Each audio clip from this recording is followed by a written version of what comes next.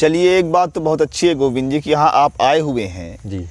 तो मैं जानता हूँ कि यहाँ आपको कष्ट है, लेकिन वो कष्ट भी एक शिक्षा देने वाला कष्ट है, क्योंकि आप बंदिश में तो है नहीं कि आप जेल में हैं, जब चाहें आप वापस जा सकते चाहिए ही हैं। क्या गुरुजी, मुझे पता है आप कष्ट क्यों कह रहे हो। आप कष्ट इसलिए कह रहे हो कि मैं जो रह रहा हूँ वो पूरा खपरेल है, सब क्या बोलते हैं उसको, डंडियाँ वगैरह, घर में जालियाँ वगैरह, कोई चूहे इधर उधर भाग रहे हैं और कोई सुविधा नहीं है, खाना बनाने की है ना किसी कोई भी सुविधा नहीं, फिर भी रह रहा हूँ।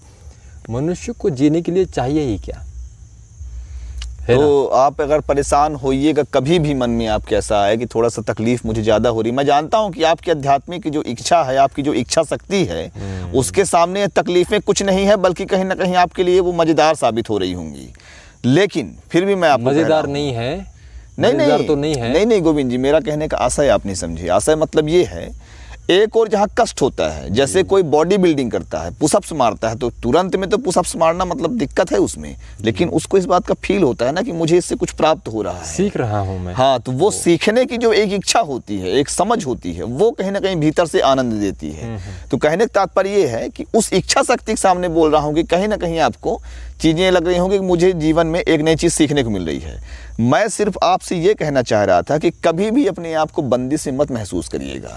ये आपका एक जीवन में प्रयोग है, जी हाँ। जीवन का एक प्रयोग है कि चलिए आप चमक धमक में रहे, ग्लैमरस जीवन शैली आपकी थी, लेकिन आप एक ग्रामीण में, और ना सिर्फ ग्रामीण में आके एक सन्यासी का जीवन अभी आप जी रहे हैं, मतलब प्रयोगों में भी महाप्रयोग हो गया। अभी ये आपके आध्यात्मिक एंगल से आपने कह दिया कि सन्यासी का जीवन वगैरह नहीं, अभी तो फिलहाल आपका चल ही रहा है। शहरी एंगल जो है उसको मैं किस हिसाब से देखता हूँ कि हम जो शहरों में रहते हैं वहाँ सब माया, मोह, क्रोध, अहंकार, और हर कोई दूसरे को पागल समझता है, हर कोई। बिल्कुल बिल्कुल, चाहे वो 200 रुपए लेकर दिन भर मजदूरी क्यों ना करने वाला हो, बिल्कुल सत्य कहा। तो वो अपनी अपनी जगह पर क्या है, श्रेष्ठ है, वो किसी की सुनना ही नहीं चाहता। बिल्कुल बिल्कुल बिल्कुल।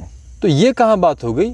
अभी मेरा तो सब्जेक्ट आपके जैसे एडवोकेट तो मैं नहीं कर सकता, क्योंकि मैं कोई बैंकिंग का तो नॉलेज नहीं रख सकता हूँ, तो सत्य है ही, मैं गूगल पे भी नहीं करना जानता हूँ। लेकिन मेरा जो एक होती है ना तप, कहते हैं उसको, 12 साल का एक तप होता है। मेरे 15 साल हो चुके हैं आरोग्य इस फील्ड में। बचपन से मैंने यही था, स्पोर्ट्स फिटनेस में। हाँ, एक बात मैंने हमेशा कहा गोविंद जी कि जो भी व्यक्ति मतलब जैसे ये योग, प्राणायाम, साधना के क्षेत्र में आना चाहता है, तो वो इसको एक प्रयोग के रूप में ले, प्रयोग के रूप में, मैं इसको करके देखता हूँ मुझे क्या मिलता है।